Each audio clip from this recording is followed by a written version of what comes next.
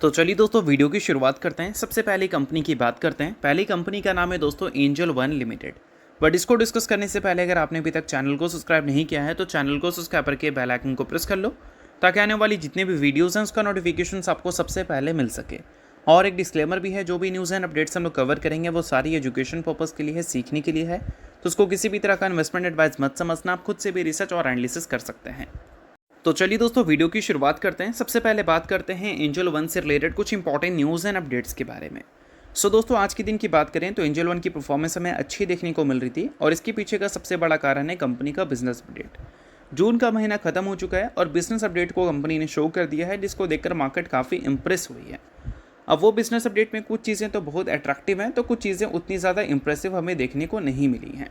तो exact business update में क्या चीज़ें हैं जो कि आपको जानना इंपॉर्टेंट है, चलिए जानते हैं। सबसे पहले जो आज के दिन एंजल वन को हाईलाइटेड रखा है वो है ग्रॉस क्लाइंट के नंबर्स, जो कि इस बार हमें बढ़ते हुए देखने को मिले हैं। बट पिछले 5 महीनों का डेटा अगर आप देखोगे, इस महीने का छोड़कर, तो वो नंबर लगातार हमें गिरते हुए नज़र आ रहे थे।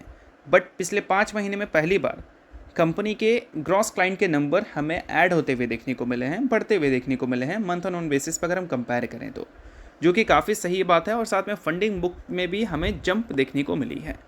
तो एवरेज नहीं, यहाँ पर है एवरेज क्लाइंट फंडिंग बुक की अगर हम बात करें तो इस बार 6,783 करोड़ देखने को मिला है। मई के मुकाबले 7.5% से ग्रोथ इसने अचीव की है।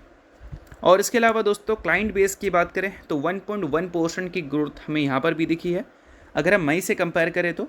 और ग्रॉस क्लाइंट्स की बात करें तो 0.45 मिलियन ग्रॉस क्लाइंट्स कंपनी ने ऐड किया है, जो कि पिछले बार 0.42 मिलियन ही ऐड किया था। और उससे पिछले बार देखोगे तो ज़्यादा था, उससे पिछले बार भी ज़्यादा था। मतलब हर महीना ये नंबर बढ़ना चाहिए ना, बट पिछले महीने के मुकाबले ये नंबर कम रह रहा था लगातार 4 महीनों से। इस बार पहली बार कंपनी ने Q1Q बेसिस पे जंप दिखा दिया है अपने क्लाइंट बेस के नंबर में, ग्रॉस क्लाइंट बेस के नंबर में।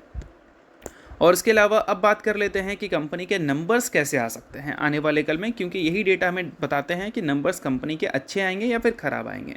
अब दोस्तों वीडियो में आगे बढ़ने से पहले बात कर लेते हैं सेबी रजिस्टर्ड टेलीग्राम चैनल के बारे में, जिसको आप ज्वाइन कर लो। लिंक इसका डिस्क्रिप्शन में दिख जाएगा। ज्वाइन करने का सबसे बड़ा बेनिफिट ये है कि जिस हिसाब से मार्केट में अप्स एंड डाउन दिख रहा है, ऐसे टाइम पे हर दूसरी कंपनी के एनालिसिस बहुत ज़्यादा इंपॉर्टेंट है। तो यहाँ पर आपको सभी कंपनी के टेक्निकल्स को एनालिसिस कर अपडेट होता हुआ देखने को मिल जाता है, जो कि हर किसी के लिए काफ़ी ज़्यादा यूज़फुल है। और इसके लिए आप चैनल को ज्वाइन कर फ्री में आप चेकआउट भी कर सकते हैं इन कंपनी के प्रॉपर टेक्निकल्स, जिससे आपको आइडिया लगेगा कि अभी इन कंपनी में क्या चल रहा है। तो without wasting any time link description में है, लिंक की तरफ जाकर चैनल को फ्री में ज्वाइन कर लो। तो इसमें सबसे पहले देख लेते हैं कि एंजल वन का एवरेज डेली टर्नओवर्स कैसा रिपोर्ट हुआ है। तो मई के मुकाबले अगर देखोगे तो 1.8% से ग्रो होकर आई है average daily turnovers. 52.9 lakh crore का नंबर कंपनी ने शो किया है। अगर हम बात करें इक्विटी F&O प्रीमियम टर्नओवर्स के बारे में तो वो मई के मुकाबले 9.8% से गिरती हुई नजर आई है और इस बार ये नंबर 14,700 करोड़ का कंपनी ने शो किया है। बट जून के महीने में कॉमोडिटी काफ़ी ज़्यादा हाईलाइटेड थी, मतलब स्टॉक मार्केट उतना ज़्यादा हाईलाइटेड नहीं थी जितना कॉमोडिटी मार्केट हाईलाइटेड थी। तो कॉमोडिटी मार्केट के अगर हम एवरेज डेली टर्नओवर्स की बात करें तो मंथ ऑन बेसिस पे 32.1% से ये ग्रो किया है। 2.7 लाख करोड़ का नंबर कंपनी ने शो किया है।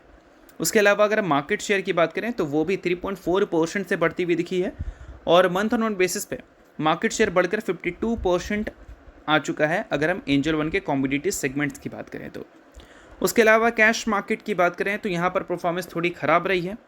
कैश मार्केट में डिक्लाइन 65 बेसिस पॉइंट से देखने को मिला है, मतलब मार्केट शेयर में मंथ ऑन बेसिस पे गिरकर 16.9% इसने रिपोर्ट किया है। और F&O के मार्केट शेयर की बात करें तो वहाँ पर भी 27 बेसिस पॉइंट की गिरावट हुई है और 22.1% का मार्केट शेयर इसने रिपोर्ट किया है।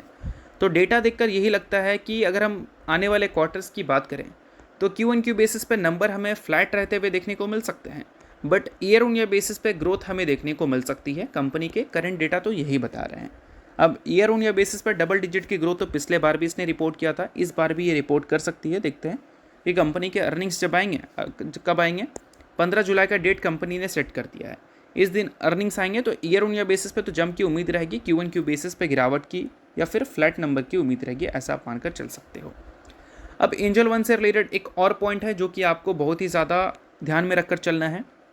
आरबीआई ने new prop trading rules introduce किया है और ये डेथ नेल की तरह काम कर सकती है इंडस्ट्री के लिए, ये क्रॉसिस के एमडी का कहना है। अभी रिसेंटली एचडीएफसी सिक्योरिटीज़ की तरफ से मेंशन किया गया था कि ये जो प्रॉप ट्रेडिंग के न्यू रूल्स हैं आरबीआई के, वो एक छोटा इम्पैक्ट ही डालेगा, बहुत बड़ा इम्पैक्ट नहीं डालेगा। बट क्रॉसिस के एमडी का कहना है कि भाई छोटा मोटा नहीं, एक बड़ा इम्पैक्ट डालने वाला है अगर हम इस इंडस्ट्रीज़ की बात करें तो। अब ये सारी चीज़ों को उन्होंने एनालिसिस कर बताया है कि अगर हम बात करें इंडियन ब्रोकिंग हाउसेस और डोमेस्टिक हाई फ्रिक्वेंसी ट्रेडिंग के बारे में, तो उसका अकाउंट्स हमें 30 से 35% का देखने को मिलता है टोटल एक्सचेंज के टर्नओवर्स में, ठीक है। और ये जो न्यू कोलेटरल रिक्वायरमेंट है ये रिड्यूस कर सकता है एक्टिविटी इस सेगमेंट में 30 से 35% से। तो इसका मतलब ये है कि अगर हम बात करें एवरेज डेली वॉल्यूम्स के बारे में, तो उसमें 10 से 12% की एस्टिमेटेड डिक्लाइन देखने को मिल सकती है, पर डे की बात हो रही है। और इस वजह से ब्रोकिंग इंडस्ट्रीज परेशान हो सकती है, एक्सचेंज भी परेशान हो सकती है, ऐसा यहाँ पर क्रॉसिस के मैनेजमेंट का कहना है, एमडी का कहना है। देखते हैं कि आगे चलकर क्या चीज़ें हमें सुनने को मिलती हैं डेटा में। बट अभी तो हर लोग अलग अलग बात बोल रहे हैं, कुछ कम इम्पैक्ट की बात बोल रहे हैं तो कुछ लोग ज़्यादा इम्पैक्ट की बात बोल रहे हैं। बट देखते हैं कि आगे चलकर इम्पैक्ट हमें देखने को मिलेगी तो कितना देखने को मिलेगी, ठीक है। अब नेक्स्ट कंपनी की बात करते हैं, तो नेक्स्ट कंपनी है डिक्सन टेक्नोलॉजीज लिमिटेड। बट इसको डिस्कस करने से पहले सेबी रजिस्टर्ड टेलीग्राम चैनल को अगर आपने ज्वाइन नहीं किया है तो उसको जाकर फटाफट आप ज्वाइन कर लो, लिंक उसका डिस्क्रिप्शन में दिख जाएगा, फ्री में ही ज्वाइन आप कर सकते हैं। अभी के टाइम पे बाजार में उथल पुथल बहुत ज़्यादा है, हर दूसरी कंपनी के टेक्निकल एनालिसिस करना बहुत ज़्यादा इंपॉर्टेंट है, जो कि यूट्यूब पे आप देखने को मिलते नहीं सेबी रेगुलेशंस के हिसाब से। तो सेबी रजिस्टर्ड रिसर्च एनालिस्ट के द्वारा ये सारी चीज़ों को आपको अपडेटेड देखने को मिलेगा सेबी रजिस्टर्ड टेलीग्राम चैनल में, जिसका लिंक डिस्क्रिप्शन में है, फ्री में जाकर आप टेक्निकल्स को चेकआउट कर सकते हैं। अब डिक्सन की बात करते हैं, तो डिक्सन से रिलेटेड अभी हाल ही में इन्वेस्टेक की तरफ से एक पॉइंट हाईलाइट किया गया है, डिक्सन टेक्नोलॉजीज क्रिएट कर सकती है large and high margin opportunities. अब ये सारी चीज़ें उन्होंने किस बेसिस पे बोली है, तो चलो उसको देख लेते हैं। तो अभी डिक्सन टेक्नोलॉजीज़ को हम कैसे जानते हैं? Dixon technology is a assembly company, parts assemble करती है, ऐसे ही तो जानते हैं। इस वजह से इनके मार्जिन हमें सिंगल डिजिट में दिखते हैं और 1% से भी मार्जिन अगर नीचे गए तो डिक्सन का हालत काफ़ी ज़्यादा ख़राब हो जाता है।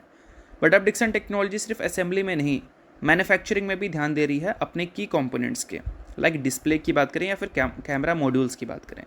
अब इससे क्या है कि उनको ज़्यादा वैल्यू मिलने वाला है, वैल्यू एड कंपनी कर रही है और मार्जिन भी इस वजह से बढ़ सकता है ओवर द टाइम। और इन्वेस्टेक का एक्सपेक्टेशन ये है कि मार्जिन एक्सपेंशन हमें देखने को मिलेंगे 2028 के फाइनेंशियल ईयर से, क्योंकि ये कंपनी के लिए काफ़ी बड़ी अपॉर्चुनिटी क्रिएट होगा। और अगर हम बात करें वीवो की, तो स्टेबल मोबाइल वॉल्यूम एक्सपेक्टेड है 2027 के फाइनेंशियल ईयर में, बट पोटेंशियल है कि 20 मिलियन से भी ज़्यादा यूनिट्स वीवो के जॉइंट वेंचर से ये बेच सकती है आने वाले कल में, और ये स्केल भी ऐड करने का और ऑपरेटिंग लेवरेज भी ये क्रिएट करेगा। तो ये सारी चीज़ों की वजह से क्या है कि डिक्सन टेक्नोलॉजीज़ को आने वाले कल में वीवो और मैन्युफैक्चरिंग दोनों से एक अपॉर्चुनिटी मिलने वाली है, ग्रोथ की भी और साथ में मार्जिन्स की भी। और जितना सभी को पता है उस हिसाब से मैं बता देना चाहूँगा, चाइना +1 की अगर हम बात करें तो वहाँ पर जितनी भी कंपनीज चाइना पर डिपेंडेंट है मैन्युफैक्चरिंग के लिए, वो +1 में इंडिया को भी देख रही है। और इसमें डिक्सन टेक्नोलॉजी जैसी कंपनीज बहुत ज़्यादा हाईलाइटेड है और एक्सपोर्ट अपॉर्चुनिटीज़ इनको बहुत ज़्यादा मिल सकती हैं। तो हायर रेवेन्यू डाइवर्सिफिकेशन और प्लस बेटर मार्जिन अगर कंपनी को दिखेंगे एक्सपोर्ट में, तो फिर ये कंपनी के लिए ग्रोथ अपॉर्चुनिटीज़ तो नेक्स्ट लेवल क्रिएट करेगा।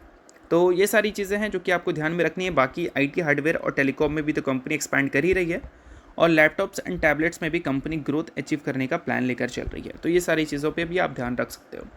और ऐसी चीज़ें अगर रिपोर्ट ये कर देती है, लाइक अपॉर्चुनिटीज़ जो बोला जा रहा है बड़ा अपॉर्चुनिटीज़ है और हायर मार्जिन है, तो फिर डिक्सन अभी जो 5 साल के लोवेस्ट लेवल पे वैल्यूएशन पे बैठी है, ये ग्रोथ कंसर्न की वजह से ही बैठी है ना। तो आने वाले कल में ये सारी चीज़ें डिक्सन को वापस से ऊपर की ओर ले जा सकता है, वैल्यूएशंस मार्केट फिर से ज़्यादा दे सकती है। तो ये सारी चीज़ें हैं जो कि आपको ध्यान में रखनी है। बट ऐसा नहीं, ये सारी चीज़ें कल से ही हो जाएंगे, टाइम लगेगा। अभी तो फाइनल अप्रूवल आना है इसी महीने, रिपोर्ट तो यही कह रहा है वीवो और डिक्सन के जॉइंट वेंचर का। बाकी देखते हैं जो अपडेट आएगा उसके बारे में हम लोग आगे बात करेंगे। तो नेक्स्ट कंपनी की बात करते हैं जिसका नाम है गोल्डम इंटरनेशनल।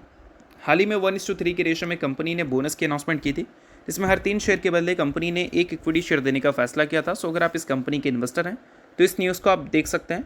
बाकी इन्वेस्टर नहीं, आप इग्नोर भी कर सकते हैं। न्यूज़ थी इस वजह से मैंने बता दिया, बाकी किसी भी तरह का रिकमेंडेशन नहीं है। तो होप करता हूँ ये वीडियो आपको अच्छा लगा और लाइक कीजिए, सब्सक्राइब कीजिए। वीडियो के लिए बहुत बहुत शुक्रिया।